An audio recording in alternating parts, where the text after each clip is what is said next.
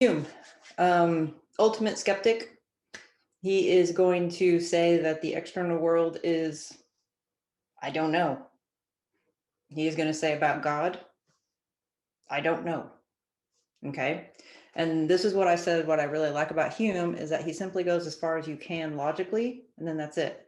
He just stops. Okay. And I appreciate that because philosophy is about logic and the logical argument and going as far as you possibly can. Okay. However, he does have to deal with a lot of issues that were brought up by other philosophers. And this is really what this article was about.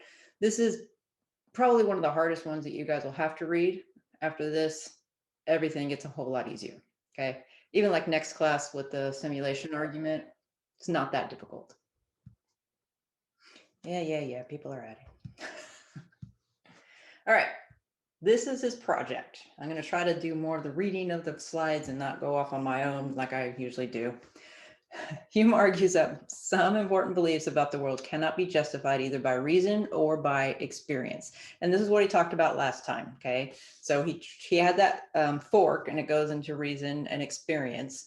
And what he's saying is there's actually a lot in between that as well. That's not necessarily knowledge, but we know it does exist as something in our lives. So these include beliefs about the future, beliefs in the form of universal generalizations, and the belief of causality is real.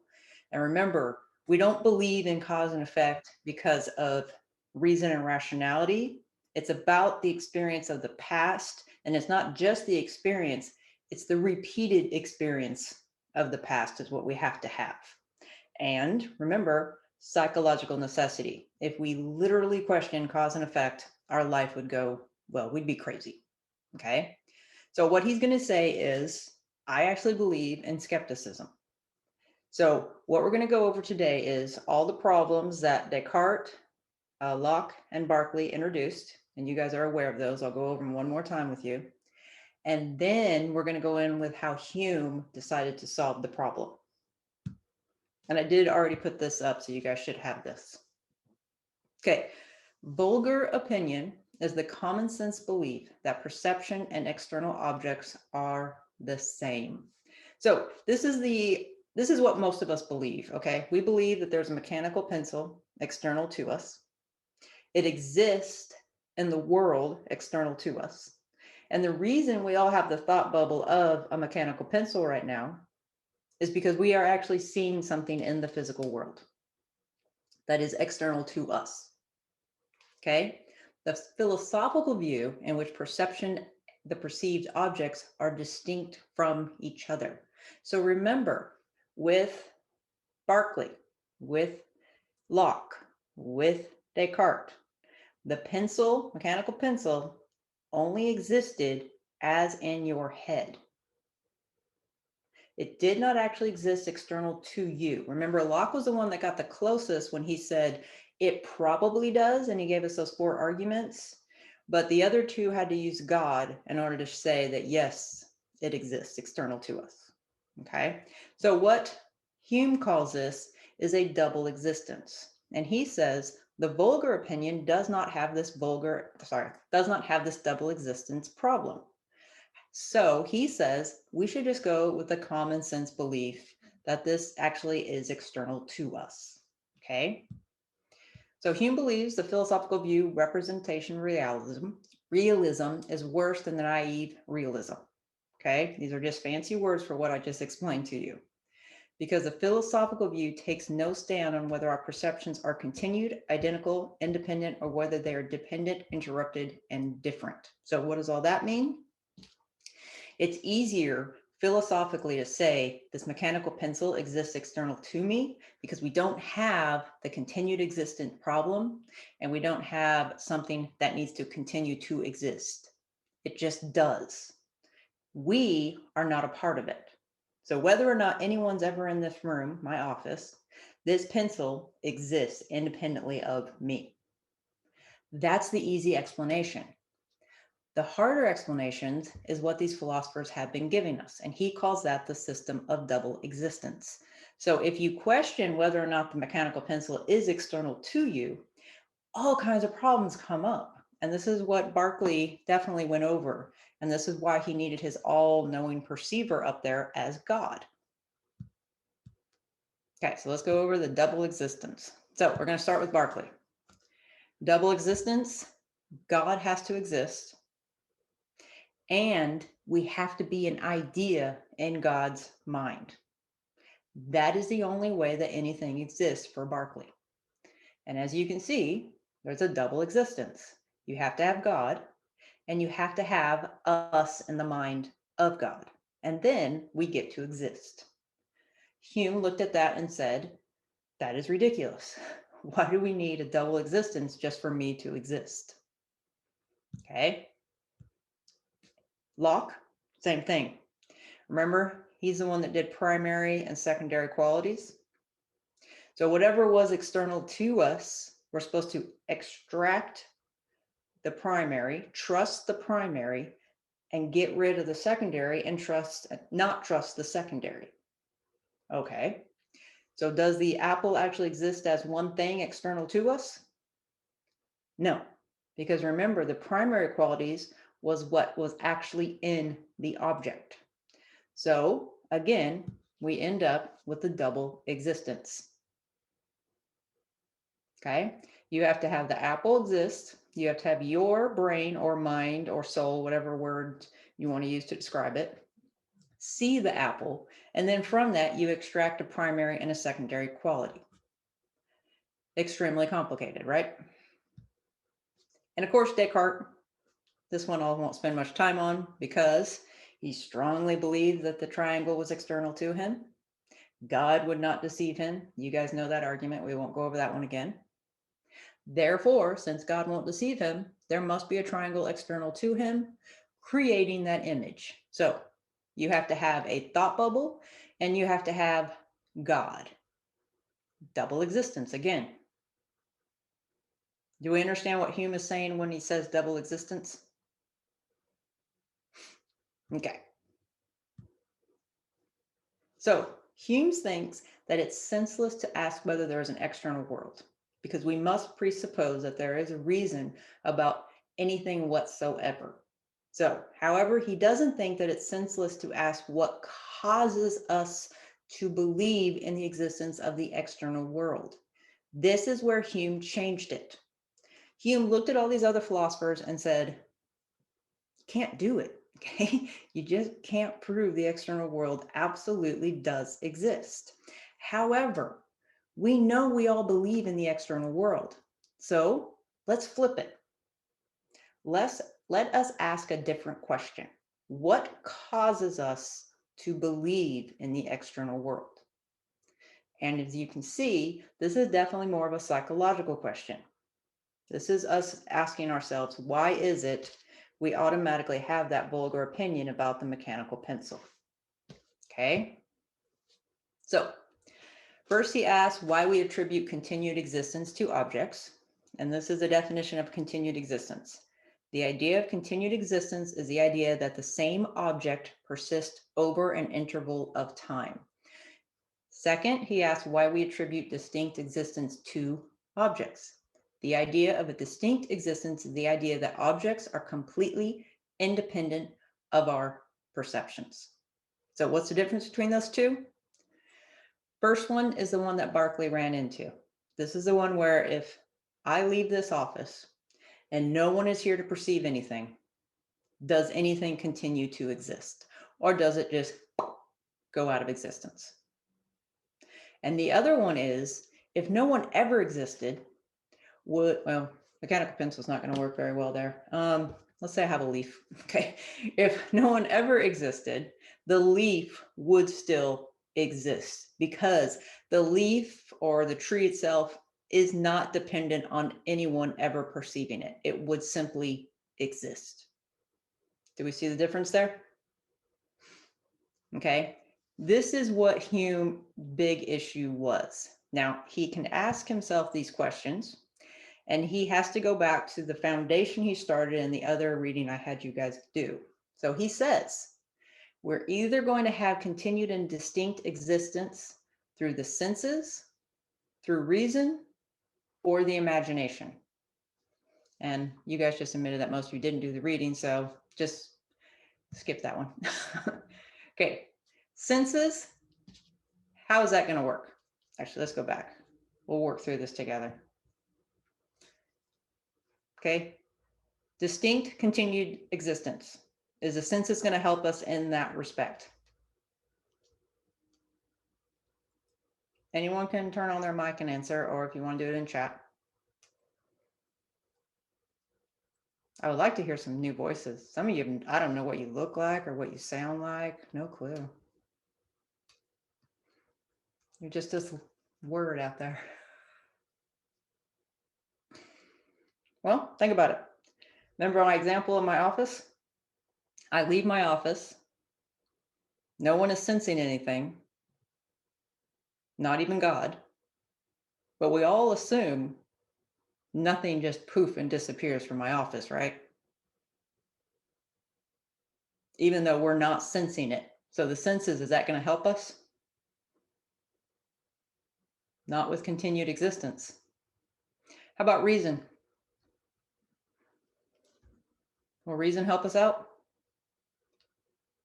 And we're going with Descartes' definition, or Hume's or Locke's, whichever one. They're all basically the same. It's just in your head, like 2 + 2 = 4. Like I said last class, do you really need to see 2 fingers and 2 fingers and then count it out? No, we don't really need that. All bachelors are single. No, we can do that in our head.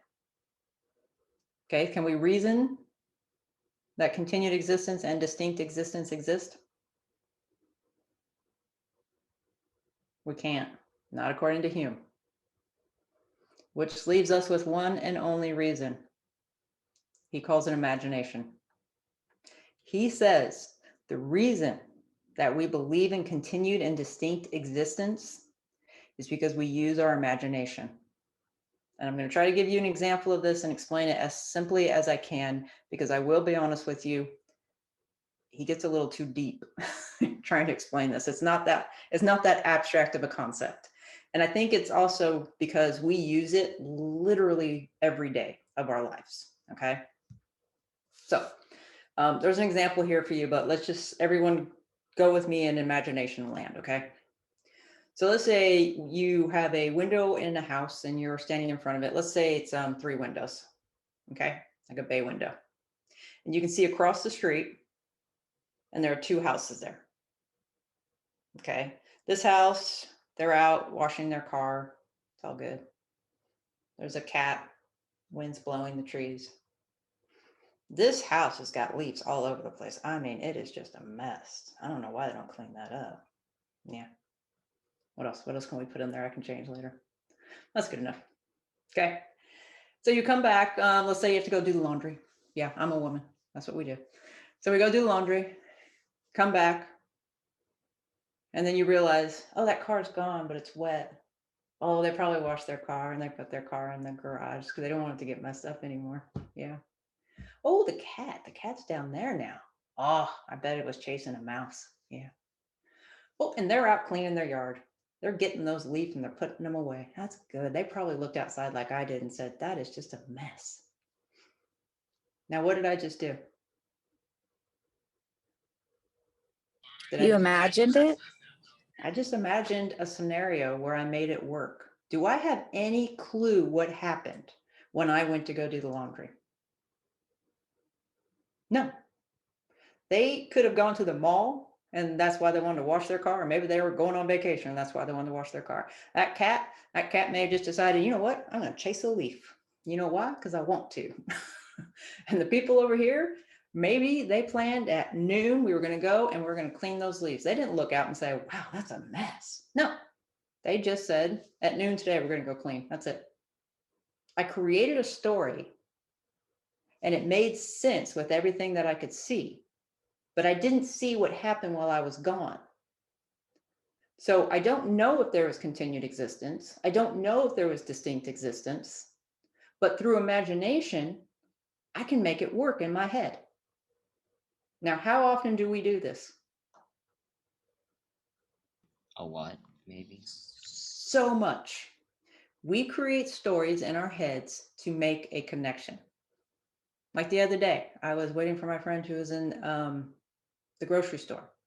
And I was while this person walking around, like clicking their little thing. I was like, it looks like they can't find their car. Do I know if they can't find their car? No, I don't have a clue. But they're walking around, they're making it click, and maybe they just wanted to make their car make noise. We do it all the time. You ever go to some place and just people watch? You know, before COVID, and they made us stop doing that fun thing. Yeah.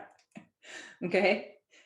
People watching. We just create scenarios in our heads. We have no idea what those people are talking about. We have no idea the relationship between those people. But I can guarantee you, I have some good stories in my head when I go people watching. Okay. That's all of this example. We don't necessarily know what is happening, but from a psychological necessity, we create stories so that there is a timeline and there is a story that makes it connect. And he says this is how we do continued existence and distinct existence. There is no rational reason, and our senses cannot help us. But we do this all the time. And the main argument why he doesn't like rationality is that he believes that children do this and children cannot rationalize to that point. But they can use imagination at almost any age and make this work.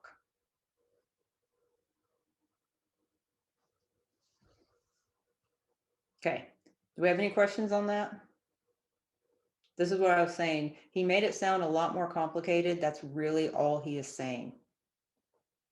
That when I see those two houses and the cat and the leaves and everything, and I go away and then I come back and it's different, I have no idea if it's the same. However, I can make it work in my head. As is also why I like to consider him one of the first psychologists. He's definitely moving that way in his philosophy. Okay.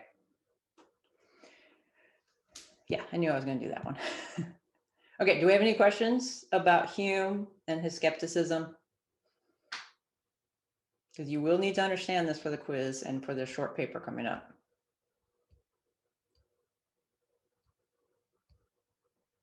Okay, if you do later, just email me, because I know this is one of those that it's weird right now, but if you have a question later on, just send me an email. Because most people don't think of it like this. Most people just think of it as, yeah, it's just there. It has continued existence, duh. Okay. So I did have time to go over your papers, and we need to talk about college level writing, okay? And I'm not doing this to be mean. I'm doing this so you guys can improve in this class and improve in hopefully all your classes, okay?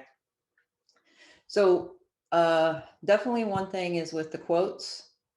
The quote should be from the reading I assigned. It shouldn't be from Wikipedia. It shouldn't be from a website describing the reading I assigned to you. Obviously, I assigned it to you, so I'm assuming that you should read it. Now, I know that you may not read it before we have the lecture in class, and that is fine. I understand, because this is summer. We are rolling really fast. But at some point after the lecture, you should sit down and at least read through it. And by the way, it'll probably make a lot more sense once you've heard me talk about it and then sit down and read it. The quote should be explained to the reader. This is another issue I'm seeing also in the discussion post. You guys just kind of, almost like you thumb through it and find a quote, stick it in there, and then bam, according to this philosopher. And that's it. You never tell me why this is an important quote. You never explain to the reader why you're using this quote, what portion of the reading is this quote in. I need more background for you to show me that you understand why you're using this quote. And the quote should fit naturally into the sentence and support what you are talking about. Again, this is that example where you seems like you guys just throw one in there, okay? And I know, again, we're doing a lot of work here, but you got to start practicing this, okay? Any questions on quotes? And of course, should there be an insight citation at the end? Yes, there should be, okay? And then at the very end, even if it's a discussion post, There should be a source listed for each one of them. Okay. Is it all right if I ask, can we get an example of like proper insight citation and the citation at the end? Yeah. Because I'll do an English was never my strong point, and so I've Yeah. never really learned MLA very well.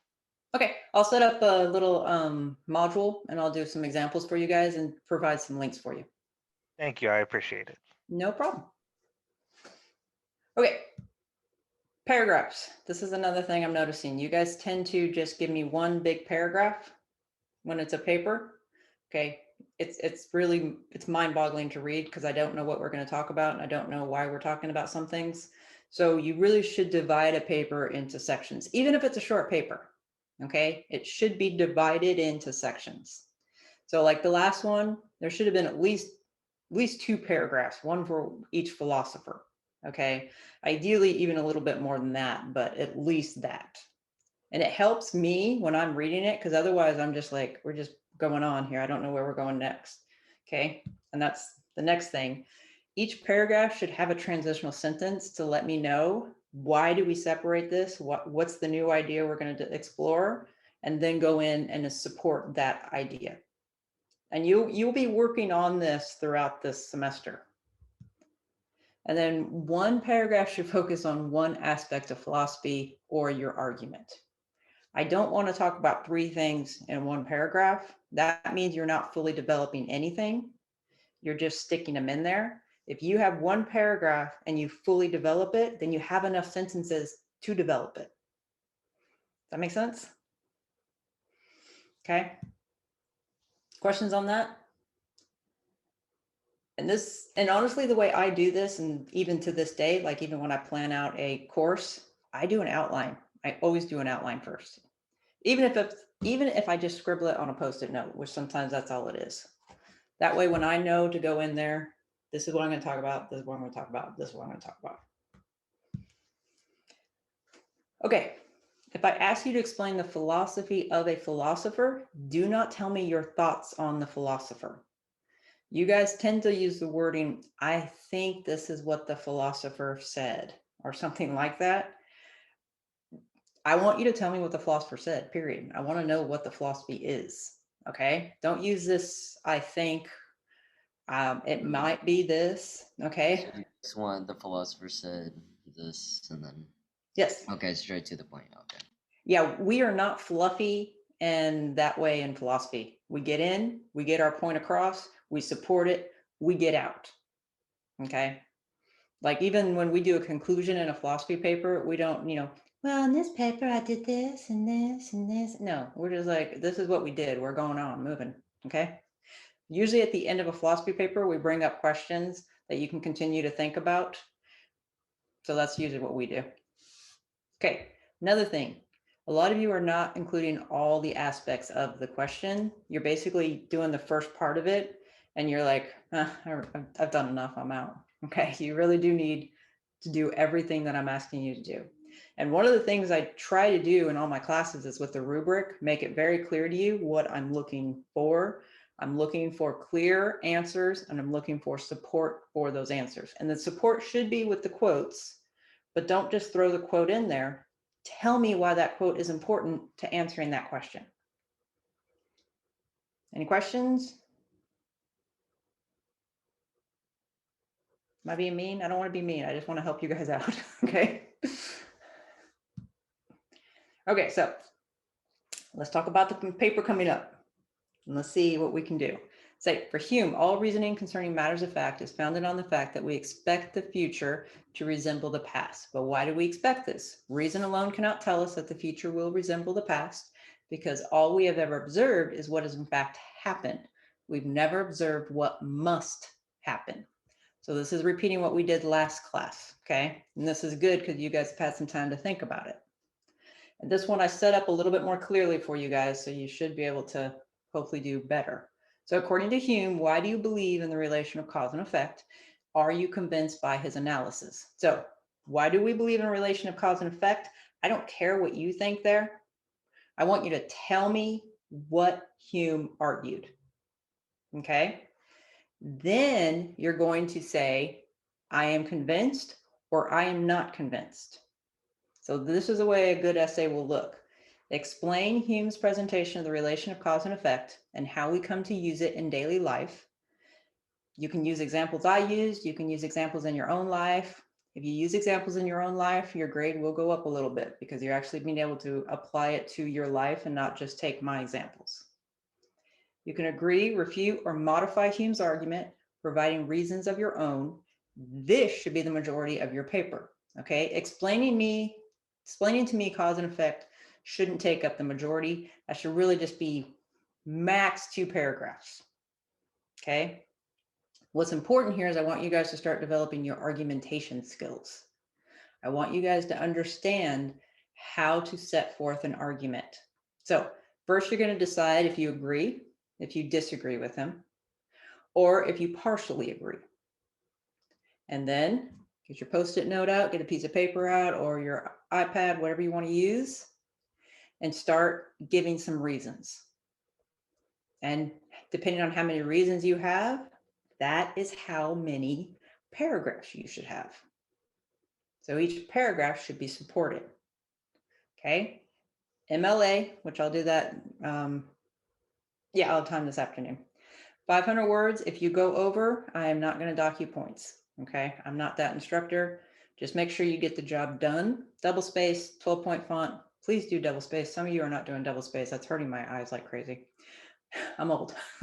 1-inch margins and at least 2 citations. So what that means is I want 2 insight citations from Hume supporting what you're saying. Do we have any questions?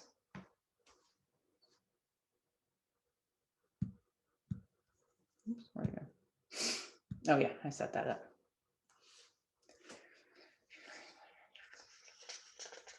Yeah, I just did that. God, I am notorious for doing that.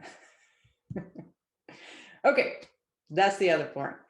Keep in mind the reader has never read Hume, okay? So when you explain cause and effect and how it is used in our everyday life, don't assume I'm the one reading it. Obviously I am, but I want you to show me you understand it so well that you can just explain it to anyone on the street. So for those of you who live at home with someone else, just explain it to them and see if they get it. If they get it, then you've probably done a good job, as long as they're not a philosophy major, which, let's face it, there's not a lot of us out there. Okay?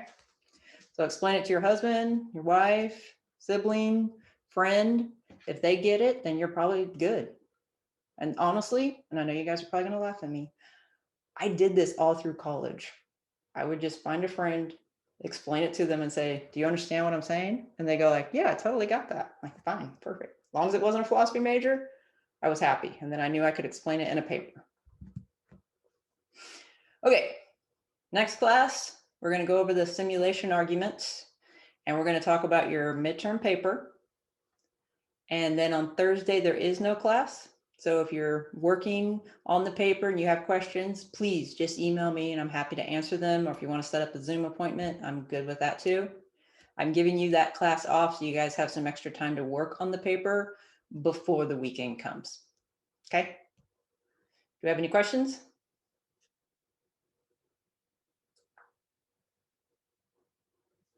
Okay. Have a good day. And then tomorrow we'll do the simulation argument.